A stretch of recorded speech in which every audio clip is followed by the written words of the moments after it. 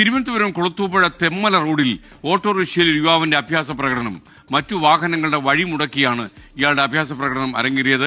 ഇന്ന് വൈകുന്നേരം 3:30 കൂടിയാണ് തിരുവനന്തപുരം പാലോട് കഴിഞ്ഞ്, അതായത് കുളത്തൂപ്പുഴയ്ക്കും തെമ്മലയ്ക്കും ഇടയിലുള്ള റോഡിന്റെ ഭാഗം ഈ പ്രദേശത്താണ് KL 74C 7453 കാട്ടാക്കട രജിസ്ട്രേഷനിലുള്ള ഓട്ടോറിക്ഷയാണ്. ഈ ഓട്ടോറിക്ഷയിൽ ഒരു സംഘം യുവാക്കൾ വാഹനങ്ങൾക്ക് മുന്നേ വഴിമുടക്കി വലിയ രീതിയിലുള്ള ഒരു അഭ്യാസ പ്രകടനം നടത്തിയത് നമ്മൾ ദൃശ്യങ്ങളിൽ കാണുന്നുണ്ട്. ആ ഓട്ടോറിക്ഷയിൽ 3 ടയർ മാത്രമാണ് ഈ ഓട്ടോറിക്ഷയ്ക്കുള്ളതെന്നറിയാം. ആ ഓട്ടോറിക്ഷയുടെ ഒരു വശത്ത് തൂങ്ങി നിന്നുകൊണ്ടാണ് ഒരു മൊബൈൽ ഉപയോഗിച്ചുകൊണ്ട് ഇയാൾ ദൃശ്യങ്ങൾ പകർത്തുന്നത് നമുക്ക് കാണാവുന്നതാണ്. അപകടകരമായിട്ടുള്ള ആ യാത്രയാണ് എന്നുള്ളതാണ്.